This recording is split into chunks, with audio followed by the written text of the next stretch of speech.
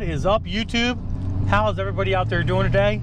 I'm getting on the on-ramp. I got to go get my kid from the school bus stop, and I figured, that's probably a loud clap, and I figured since I'm doing that, I would have a little discussion with you guys on a topic that comes up very, very often on my Instagram live feeds and on my Instagram a lot. It's a very common freaking question, and that is military stuff. And I figured I've been wanting to kind of make a video about this for a while. I just haven't figured out how or when or anything of that nature. Oh, by the way, off topic real quick, somebody was telling me that the whistling noise from my light bar on my truck, if I adjust it, it will go away. Well, I did adjust it, and I'm going about 55 miles an hour right now, legal 55 miles an hour, and I'm not hearing a whistle noise anymore, so I think that has taken care of that issue.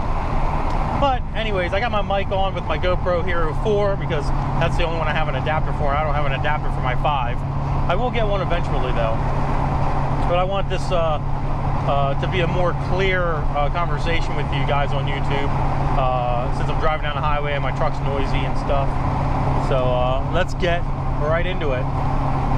So this little video is going to be about basically my military career, I guess you would kind of call it, and the experience I had in the military while I was in the military, and some of the stories that happened, some of the funny shit that happened. So I joined, well, first off, I got to tell you how this all happened. I lived in Lancaster City. I had a 1993, what was it, Dodge Intrepid. I really liked it. I had speakers in the back and like 12-inch woofers and stuff. It was a nice, awesome car. And what ended up happening was, one day the brakes went out on it. And now, bear in mind, back then I didn't know anything about vehicles. I didn't know anything about cars, trucks. I didn't even know how to change my oil. I had no idea. So I went and I drove it to Sears because my brakes went out. There was fluid leaking on the ground. I had no idea what was going on, so I literally drove it to Sears by Park City Mall in Lancaster, if any of you locals know where that's at. And they basically checked it out and they said, oh yeah, you're gonna need brakes, and it's gonna be like 500 bucks for a caliper, brakes and brake lines and all this other jazz. Well, I didn't have 500 bucks. I was poor, didn't have any money. And so what ended up happening was I left it there and I was walking home.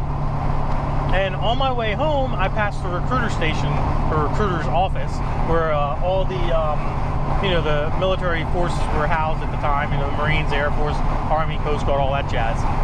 And as I'm walking past, this guy in a black Ford Probe, I kid you not, I'll never forget this dude, in a black Ford Probe, stops me. And you got to understand what I looked like back then. You guys would be amazed. I had no beard. I was 18 years old. I had really long hair, believe it or not, really long hair, and I was wearing Genko jeans with a baggy t-shirt. So, you know, I was one of those guys, one of those kids back then, you know. And he pulls me over, he kind of stops me and he says, hey. He's like, what are you doing? I'm like, I told him what happened. I was like, oh, my brakes went out on my car, I took it to Sears, I'm walking home now. And this guy, this kid on recruiter's assistance of all things, he's like, hey man, I'll give you a ride home, but first, would you be interested in going to the recruiting office and just talking to one of the recruiters? And obviously when you're done, I'll give you a ride home. I'm like, yeah, sure, whatever. I'm cool with that. No big deal. So we go down to the recruiter's office. My dumbass goes to the recruiter's office with, well, first off, my dumbass hops in a car with a stranger, which is a big no-no. Don't do that shit. Don't do that shit at all. Bad news. So I hop in this car. We go down to the recruiter's station, which I literally just passed walking there. And I started talking to the recruiter, and lo and behold, bam, 2 weeks later, I'm off to MEPS in Harrisburg, and next day, I am literally flying out on a plane to Parris Island, South Carolina. I didn't care at the time. I had nothing going for me, you know, and I was like, forget it, I'm just gonna go and do this and see what happens. I had no idea what I was expecting. I had no expectations. I just went. And there was a Marine recruiter assistant that got me, so that's why I joined the Marines. It wasn't because I wanted to join the Army and decided to go Marines. It wasn't any of that. It's just luck of the draw. Literally, the guy that picked me up was a Marine, you know, private or private first class, and that's how I joined the Marine Corps. So I go to boot camp, and obviously, you know, boot camp's really a lot of 3 months of fucking fun. And I actually, a little story about it, I actually failed swim qual. I didn't know how to swim when I went in the Marine Corps.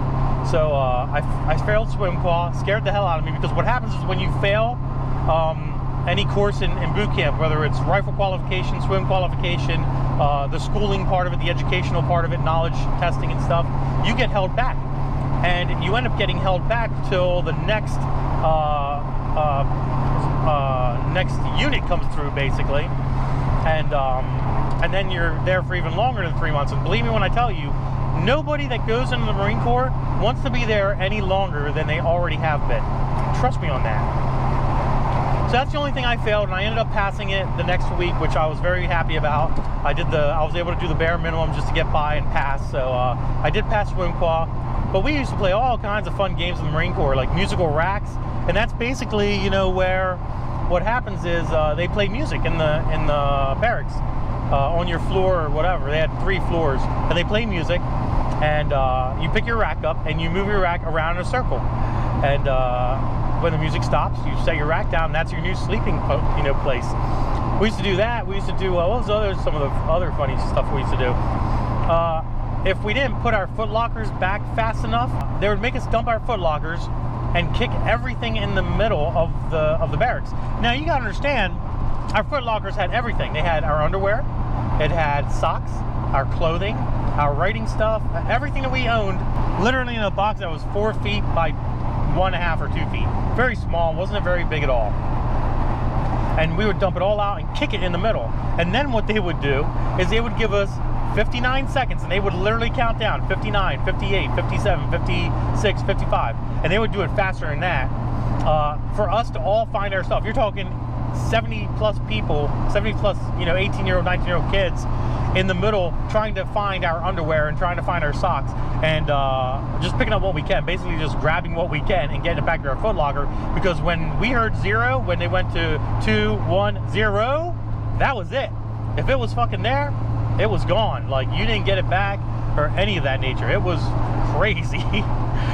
And that was one funny story. The other funny story that we did is we had inspections, uniform inspections, and our XOs and COs would come in, they inspect us, but what we would do is we'd all go and take our showers, get dressed, get all spruced up, make us look pretty and shit.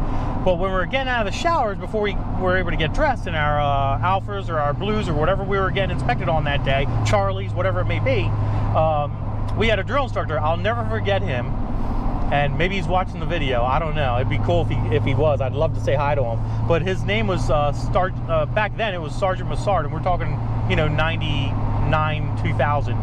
But his name was Sergeant Massard. Short guy, like a little bulldog, funny as hell, but you didn't want to fuck with him, and because he would beat your ass, like he would not fuck around.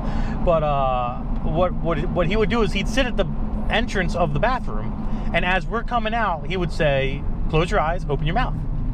And basically, they would have Aqua Velva and Listerine in spray bottles. And the way it was supposed to work out was you were supposed to close your eyes because, obviously they're going to spray Aqua Velva on your face and your neck and make you smell good, like cologne.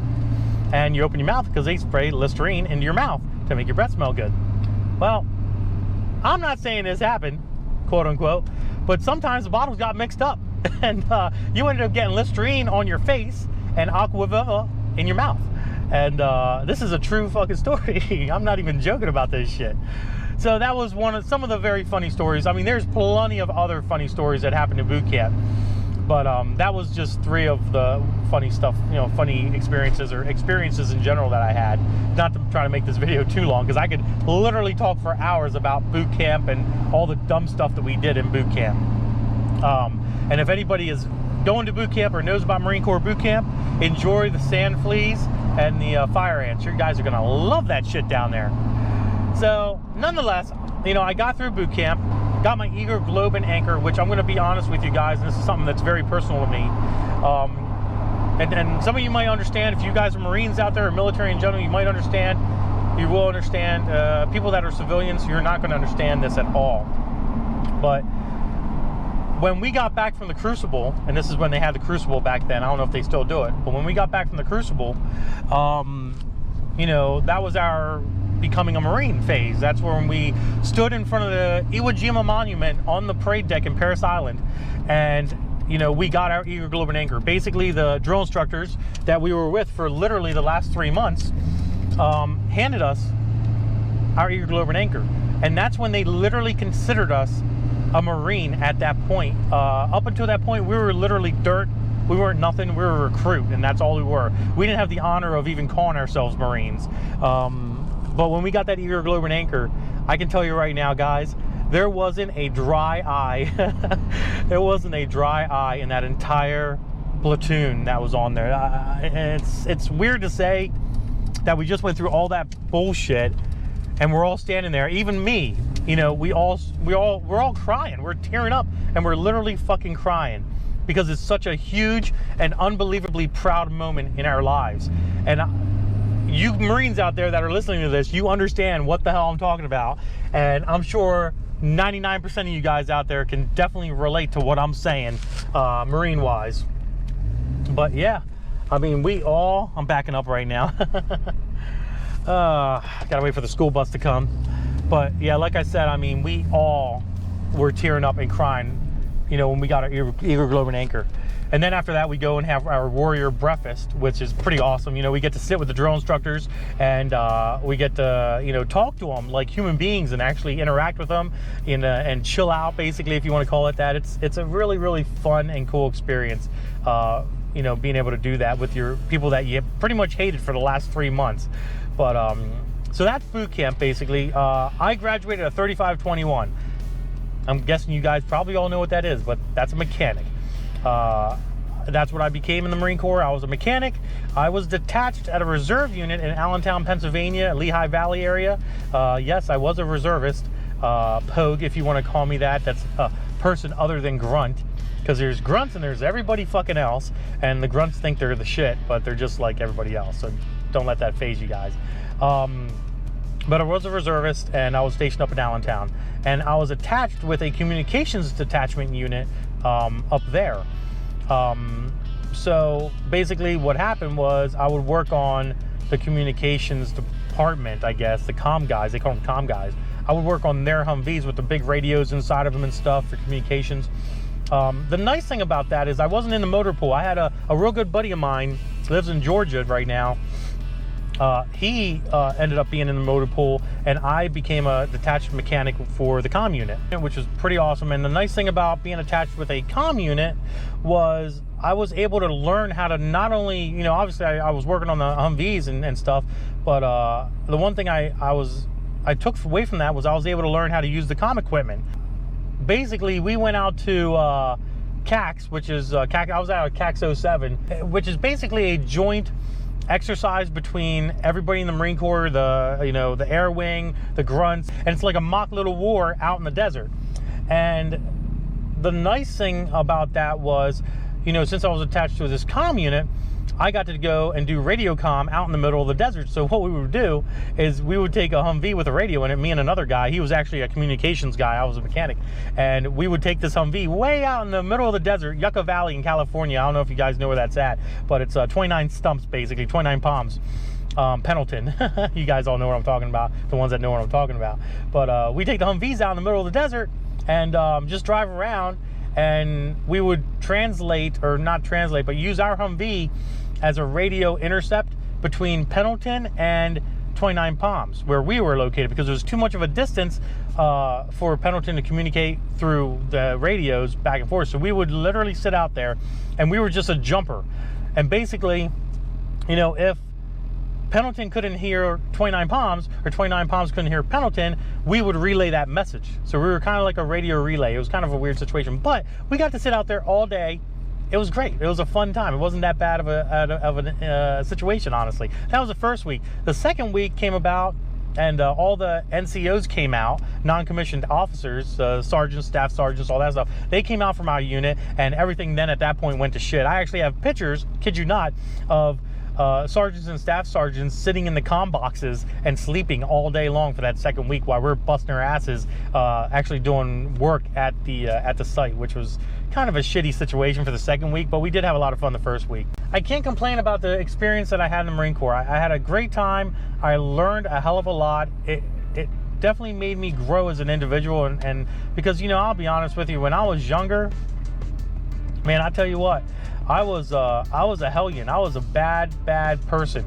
I did some, you wouldn't know it from looking at me now, but I did some really dumb, illegal stuff that probably would have either got me shot or would have got me thrown in jail. And this is a lot of the things that you guys don't know about me.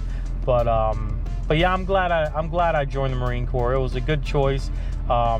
There is times that I do regret not staying in, like not retiring, I would say, from the Marine Corps. You know, obviously, if I would have done that, I would have never had my kids. I would never be where I am today. And I probably would not be talking to you guys about the Marine Corps or my time in the Marine Corps or anything car related on YouTube right now if that would have happened, because, you know, my whole life path would have probably been totally different. But yeah, you know, that's pretty much about it. You know, I basically, you know, in the reserve unit, we just did oil changes every other month, or pretty much every month. We did oil changes on Humvees that never went anywhere. It was kind of boring, I'm not gonna lie. It wasn't very exciting. It was basically, you know, the Marine Corps is a lot of repetition. It's over and over and over again, the same thing over and over and over again. And it doesn't change. And the reason why they do that is because then when you're in a wartime situation overseas, stuff of that nature, the repetition kicks in, and when you have to do something, you just do it. There's no thinking, there's no thought process. You know, you pick up what you got to pick up, and you do it. You know, end of discussion. There's no thinking about it. There's no, oh, how do I do this? You just do it. And yes, you know, a lot of people might say, oh, you're just a mechanic, but, you know, all Marines are riflemen first. And I know a lot of people probably don't want to hear that, but it is the truth. They focused a lot on, you know, rifle qualification, make sure we all knew how to shoot an AR-15 as of now, which is basically what an M16A2 was back then. That's the only difference. I had the M16A2, they have the AR-15s now. The M16A2 were pretty much the same damn thing. The only thing I miss about the M16s were they had 20-inch fucking barrels on them. You could really reach out and touch somebody, as opposed to the 16-inch barrels that they do now on the AR-15s. So, well, I think that's about it. I think that's enough of a story for you guys about my Marine Corps experience. It's about 20 minutes. When I edit it down, it's probably going to be more like 15, 16. Maybe I'll put some shooting in the beginning of the video that you might have seen already. But other than that, guys, I think I'm going to end it on that note. If you have any questions about the Marine Corps, post them down below in the comments section. I'll try to do my best to answer as many as I can. I know there's probably a lot that I left out, and I'm sure there's a lot of questions that you guys probably are interested in hearing answered. But post them down below. I'll try to answer as much as I possibly can. Other than that, if you enjoyed the video, give it a big thumbs up. Don't forget to subscribe. Instagram, Diablo Formula Racing. Facebook, also Diablo Formula Racing. Check the description below for all my merch information. Deuces.